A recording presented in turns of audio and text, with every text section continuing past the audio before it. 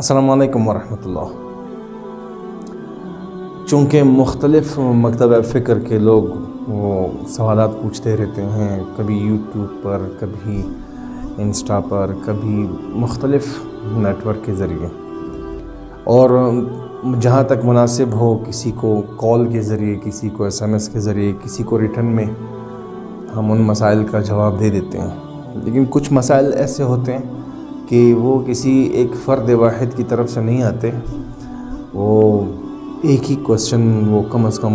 5 10 15 لوگ ان کو سینڈ کرتے ہیں، تو پھر اس کی ایک ویلیو اس لیے بڑھ جاتی ہے کہ سوسائٹی میں اس چیز کی اس وقت بہت زیادہ ضرورت ہے اور لوگوں کو اس کی انفارمیشن اور اس کی اویئرنیس ہونی چاہیے۔ ابھی 2 یا 3 دن پہلے ایک ہی کوسچن، مطلب 2 یا 3 دن سے لگاتار ایک ہی کوسچن مختلف لوگوں نے مجھے سینڈ کر دیا کہ اس کے بارے میں آپ کیا کہتے ہیں۔ وہ ایک کردستانی ایک شیخ ہے اور وہ پھرتا رہتا ہے یہاں وہاں، اور لوگوں کی زبانیں پکڑ کر اس پر دم کرتا ہے، اور غیر محرم عورتوں کے ماتھے پر جو ہے ہاتھ رکھ کر جو ہے پھر وہ دم کرتا ہے، پھر اس کی زبان کی گویائی واپس آ جاتی ہے، جو کان سے نہیں سن سکتے ان کے کانوں کی طاقت جو ہے سننے کی طاقت واپس آ جاتی ہے۔ تو اسی سے ریلیٹڈ اسی شیخ کی ایک اور ویڈیو میرے پاس کسی نے سینڈ کی، تو اس نے وہ خود اونٹ کے ساتھ کھڑا ہو کر اور اونٹ کا پیشاب اٹھا کر اور اس کو دودھ کے ساتھ ملا کر پھر خود پی لیتا ہے، اور پھر ایک حدیث سے استدلال کرتا ہے کہ یہ آپ پی سکتے ہیں۔ تو آپ پہلے یہ ویڈیو ذرا دیکھیں، اس کے بعد میں آپ کو مکمل طور پر اس کا تبصرہ دیتا ہوں۔ شكرا جزيلا استاذ.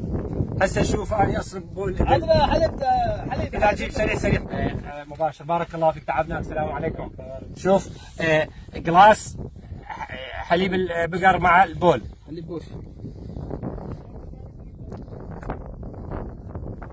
ویڈیو آپ نے ملاحظہ کی۔ اب مختلف اشکال اس پر بنتے ہیں، میں آپ کو بہت زیادہ مختصر اور جامع انداز میں آپ کو بتاتا ہوں۔ یہ حدیث موجود ہے کہ آپ علیہ السلام کے دور میں چند منافقین تھے، اور وہ آپ علیہ السلام کے پاس آئے، انہوں نے شکایت کی مدینہ منورہ میں ان کے پیٹ بیماری کی وجہ سے بہت زیادہ پھول گئے تھے،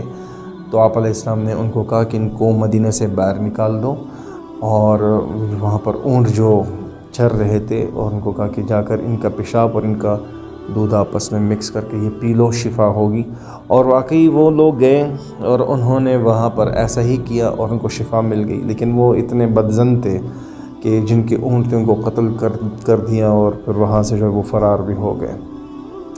اب یہ حدیث تو پیش کرتے ہیں، لوگوں کی مصیبت یہ ہے کہ وہ حدیث کا مزاج نہیں سمجھتے کہ اس حدیث کا مطلب کیا ہے۔ اتنا آپ کو نہ ان کو یہ تک پتہ ہے کہ وہاں علماء مشائخ موجود ہیں، اور کوئی بھی آ کر اپنی طرف سے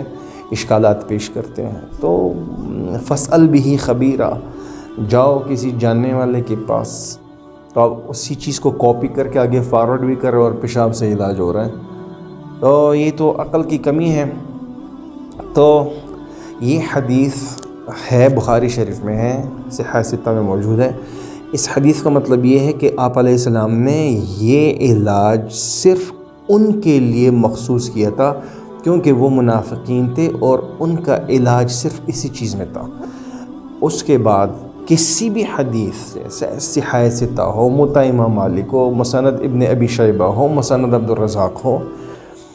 البدایہ والنہایہ جیسی کتابوں میں کہیں پر بھی آپ ایک حدیث بھی پیش نہیں کر سکتے کہ اس عمل کو پھر صحابہ نے دہرایا ہو، یا اس عمل کو تابعین نے دہرایا ہو، یا پھر تبع تابعین نے دہرایا، یا پھر مشائخ نے، کسی نے بھی اس عمل کو دہرایا نہیں۔ امام احمد بن حنبل اس کے بارے میں کہتا ہے کہ پی سکتے ہو،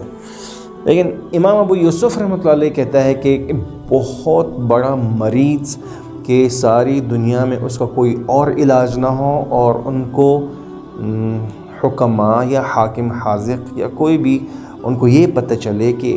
اس اونٹنی کے پیشاب کے علاوہ اور اس کا کوئی علاج نہیں،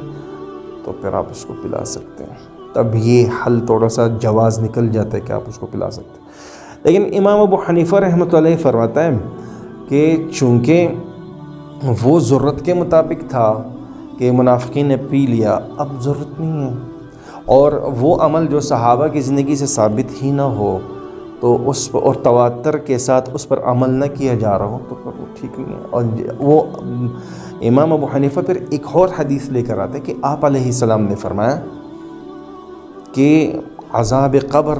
میں سب سے زیادہ عذاب جس شخص کو ہو رہا ہوتا ہے وہ ہے جو اپنے آپ کو اپنے پیشاب کے چھینٹوں سے نہیں بچاتا۔ اب آپ ذرا سوچیں بہت زیادہ عقل سے کہ جب پیشاب کی چھینٹوں سے اپنے آپ کو بچانے کا اتنا بڑا حکم ہے کہ ان سے عذاب قبر ہوگا، تو پھر اس کو پینا کہاں پر جائز ہے؟ اور یہ تو ایسا پی رہا ہے، چلیں اگر یہ استدلال کرتا ہے کہ مریض کو پلا سکتے ہیں یہ پیشاب، تو یہ تو خود تو مریض تو نہیں تھا نا، یہ کیوں پی رہا ہے؟ تو اس بہت زیادہ باتیں نکلتی ہیں، ایک ہوتے ہیں الفاظ شناس رسول اور ایک ہوتا ہے مزاج شناس رسول۔ اس میں بہت زیادہ تحقیق کی ضرورت ہوتی ہے اور بہت زیادہ احتیاط کی ضرورت ہوتی ہے۔ ہاں، اونٹ کے پیشاب پر سائنس نے بہت زیادہ تحقیق کی ہے، اور ابن سینا جیسا مسلمان سائنسدان وہ اس کے بارے میں کہہ رہا ہے کہ اس کے جو ہے بہت زیادہ فوائد ہیں، اور ابھی جدید ریسرچ کے مطابق یہ ٹونکس میں بھی استعمال ہو رہا ہے، اور یہ جو ہے بالوں کی صحت کے لیے بہت ضروری ہے۔ کینسر کے لیے یہ اونٹ کے پیشاب کا ڈاکٹر حضرات جو ہے وہ کہہ رہے ہیں، لیکن اس حدیث سے یہ ثابت ہونا کہ بس یہ پیشاب جائز ہے اور آپ پی سکتے ہو، یہ بات غلط ہے۔ جواز اس وقت ہوگا یا پوری دنیا میں پیشاب کے علاوہ آپ کے پاس اور کوئی بھی علاج نہ ہو، تو اس پر اور بھی کلام ہے، لیکن امید کرتا ہوں آپ کو ان باتوں کی سمجھ آ گئی ہوگی۔ اللہ پاک عمل کرنے کی توفیق عطا فرمائے، آمین۔